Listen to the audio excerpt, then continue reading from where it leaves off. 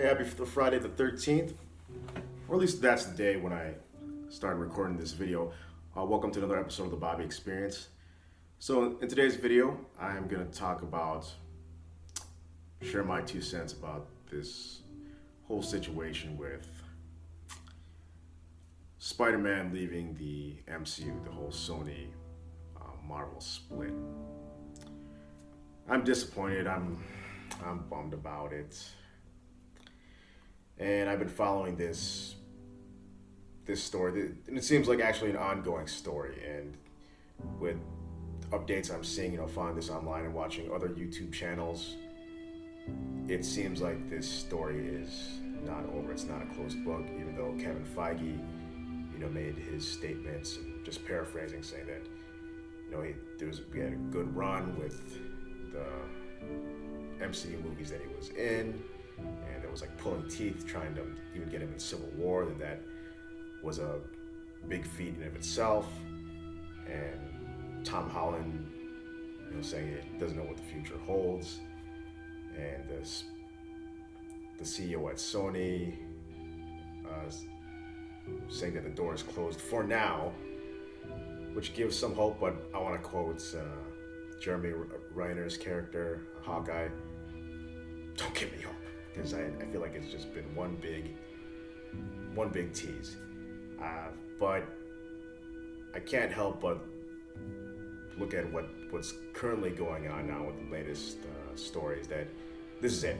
So Sony has made this offer of having Marvel take 30% of what Spider-Man makes, plus they'd give them Venom. They want to have Venom be part of the MCU.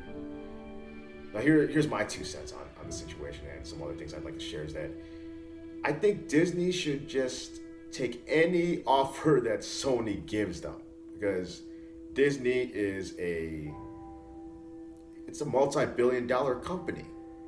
I mean, what are they really losing by accepting any offer that Sony gives them? And that's what the fans want, right? At least most of the fans would be thrilled to have Spider-Man be a part of the MCU with all the other characters in that same universe in Marvel Comics, as I think most feel that he should be.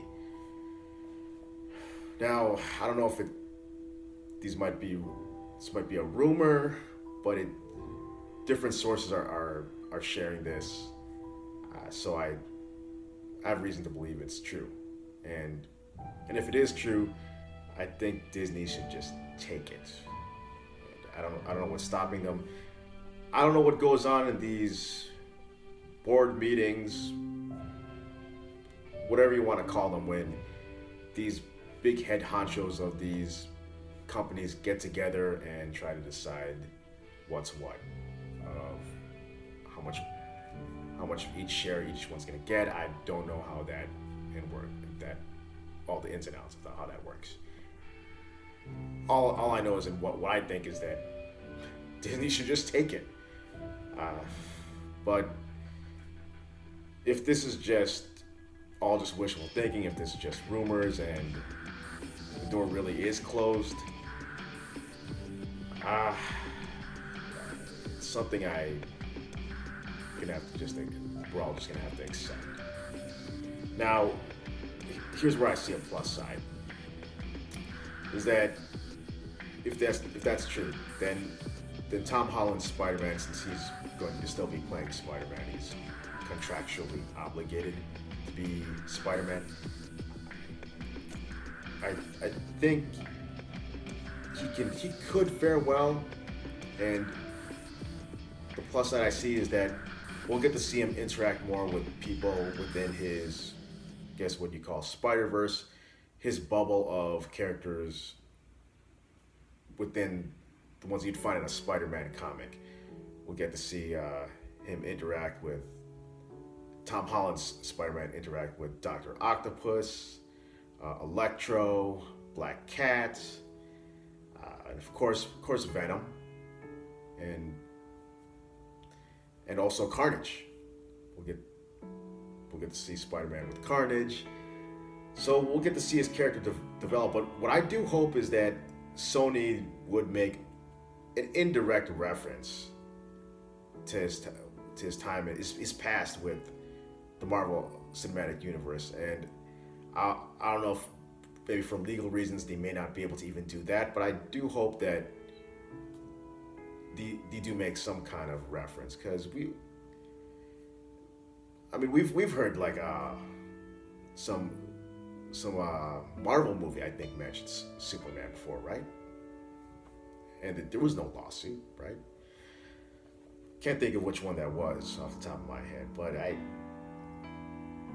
don't see an issue of them indirectly mentioning, his past. And if the door isn't really closed, if they're saying the door is closed for now, I think that's a way of leaving the door open. I mean, it's a way that leaves the door open where he could possibly make his way back, be reintroduced back to the Marvel Cinematic Universe if he truly is gone for now. But we'll see what the future holds. Hopefully some deal can be made, and I don't know if I could really side with either company. I'm not going to say one's the bad guy or one's more responsible for Spider-Man not being in the MCU anymore, or him being in jeopardy of not being in the MCU anymore. Because, like I said before, I don't know what goes on in these meetings, these negotiations. But stay tuned. We'll see how things turn out, and I do hope in the end that things do get worked out, deals made, and Tom Holland's Spider-Man remains in the MCU. But this is Bobby with the Bobby Experience. Catch you in the next episode. See you next time.